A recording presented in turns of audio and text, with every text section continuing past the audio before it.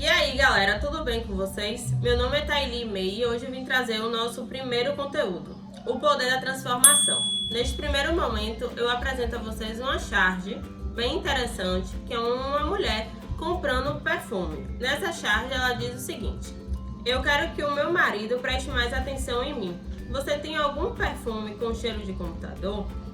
Ou seja, o que essa charge quer dizer? Ela precisa de algo que a transforme para chamar a atenção do marido. Essa atenção do marido, ela fez uma pequena comparação com o cheiro de computador, que é algo que ele gosta bastante. Então, o desejo dela é atrair a atenção do marido. Então, para isso, ela precisa comprar um perfume que tem um cheiro de computador. A matéria-prima. A matéria-prima nada mais é que todos os ingredientes de uma receita, que eu vou dar como exemplo, qualquer receita de qualquer tipo de comida, né? Então, sendo um pouquinho mais específica, a matéria-prima é tudo aquilo que é para compor o produto. Então, neste caso de um perfume, por exemplo, todas as substâncias que compõem um perfume são o álcool de cereais, o fixador, a essência, a água iodinizada, chamada também como água destilada, né? E o dipropileno glicol. O processo nada mais é que o modo de preparo. Então, é a metodologia utilizada, aquele passo a passo que você deve seguir para que o produto fique pronto. Neste caso do perfume, é necessário unir todas as matérias-primas, fazer a mistura para compor o produto final. O produto, quimicamente falando, é uma nova substância. Então, no caso do perfume, a gente vai pegar todas as matérias-primas, passar através do processo, que é o modo de preparo, para se tornar um perfume, que é a nova substância. Só recapitulando nessa fase, a matéria-prima são todos os ingredientes, ilustrados na figura. O processo é o modo de preparo, né? A metodologia utilizada para a formação desse produto. Então, e o produto, afinal, é o produto final, que nesse caso o perfume. Bom, reações químicas. Na química, existem várias reações. E nesse caso do perfume, sendo mais específica, passa por um processo. Nesse processo existem reações químicas, mas generalizando um pouco e trazendo para vocês alguns tipos de reações, posso citar 5 reações. A primeira reação é a junção de substâncias. Posso dizer que é uma substância A mais uma substância B que forma a substância C, que no caso é amarelo com azul, que forma uma substância verde. Na segunda imagem mostra uma ação da luz, que eu ilustrei com uma fotossíntese, que para acontecer a fotossíntese é necessário que ocorra a ação da luz, né? Então, a luz solar. Na terceira imagem é necessário a ação do calor. Eu ilustrei uma comida, certo?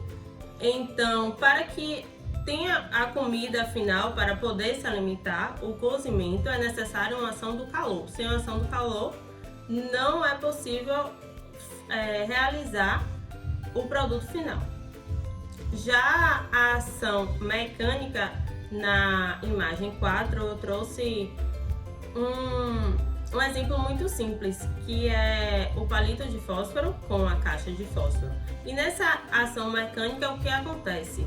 Acontece um atrito entre eles para que ocorra o fogo que acendeu o palito de fósforo. A imagem número 5, eu trouxe para vocês uma equação, certo? Nessa primeira parte da equação, antes da seta, é chamado de reagente. E logo após a seta é o produto. E a seta quer dizer que é o processo. Nesse processo ocorrem algumas reações. O que eu quero mostrar para vocês é o seguinte, que nessa equação ocorre uma ação da corrente elétrica. Mas o que é uma ação da corrente elétrica?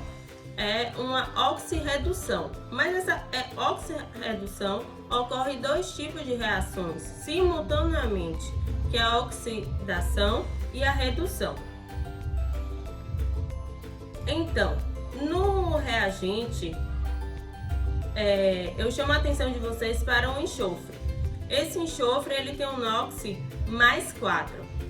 E para a formação do produto, nesse enxofre aqui, ele ocorre uma redução, ou seja, ele perdeu elétrons no seu átomo, então ele ficou de número -2. Então ele reduziu, ele perdeu elétrons.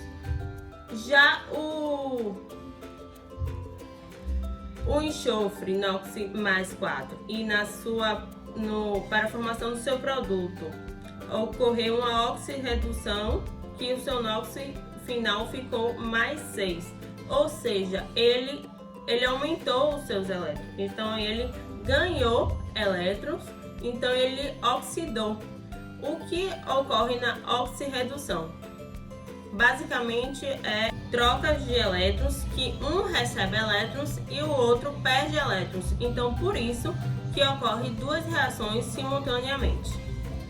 Bom, o processo químico. Então, só recapitulando um pouquinho, para a formação de um produto é necessário que as substâncias, as matérias-primas, passem por um processo, que nesse processo vai ocorrer algumas reações, algumas operações. Então, o que é um processo químico? É um conjunto de operações que causam transformações físico e ou químicas na matéria. Dentre essas operações eu trouxe algumas para mostrar a vocês.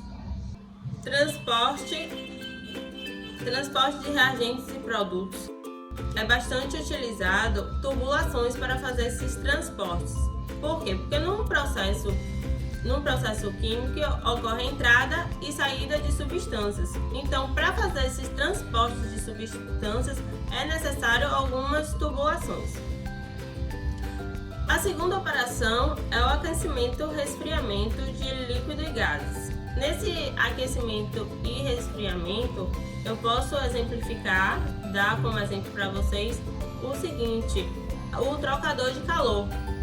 Existem substâncias que é necessário fazer essa troca de calor, de quente e frio, assim como acontece com ambientes, quando é utilizado o ar-condicionado. Há uma troca de calor para que aquele ambiente se torne refrigerado. A terceira operação é a operação de separação. Nesta separação é bastante utilizado as colunas de destilação para que ocorram essas separações. Às vezes é necessário separar alguma substância, algum composto de um produto final, que depende muito da finalidade que você quer para a formação. Bom, no processo químico eu trago como exemplo, sendo mais específica, os cosméticos, pois existem também outros processos químicos, mas o que nos interessa agora são os cosméticos. Os cosméticos são substâncias, misturas ou formulações utilizadas para melhorar e ou proteger a aparência do ser humano, e também existe a possibilidade de alterar ou melhorar, depende muito também do odor do corpo humano. O que é mais importante é ressaltar para vocês que os cosméticos visam um certo benefício, né? Porque eles fazem aquela transformação. Então, os cosméticos têm a finalidade de melhorar, de alterar, de transformar o ser humano, e depende muito da finalidade. Tem a proteção, tem a melhora, tem os benefícios que cada produto tende a trazer. As formulações de cosméticos são bastante complexas e essa complexidade ele exige de tal maneira que ocorra muitas matérias-primas, dependendo do cosmético que você tem que formar, e processos diferentes, porque depende muito da finalidade que o produto tem o objetivo de transformar a vida da pessoa. Então depende muito da quantidade de matérias-primas e das operações que devem ser ocorridas. Os insumos utilizados para a formação do cosmético não trazem malefício para a saúde da pessoa. Porém, existem algumas exceções, porque tudo aquilo que a gente usa de forma regular e até demais trazem um prejuízo para a nossa saúde. Então, sempre de uso moderado e nada muito exagerado.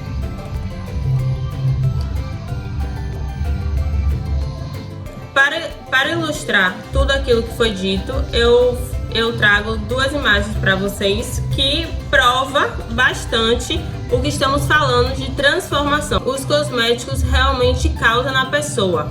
Então, o que acontece nessas duas imagens? Ela ocorre uma transformação, né?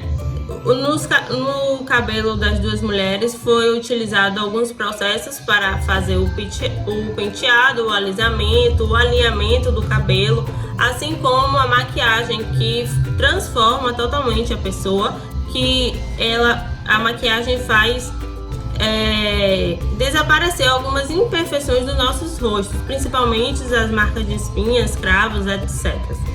E além dos acessórios que ressaltam nossa beleza, complementam o nosso visual. A categoria dos cosméticos, eu trago para vocês 3 categorias. Elas são bastante existentes e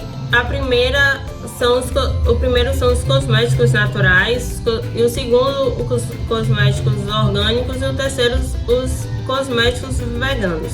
O que cada um quer dizer, né? Então, os cosméticos naturais, ele, no mínimo, nesse composto é necessário ter pelo menos 95% de matérias-primas de origem totalmente natural. E os 5% restantes é utilizado matéria-prima orgânicas e ou sintéticas. Já os cosméticos orgânicos são formados com matérias-primas naturais certificadas, produzidas com base na sustentabilidade. Já os cosméticos veganos, trata-se de um produto.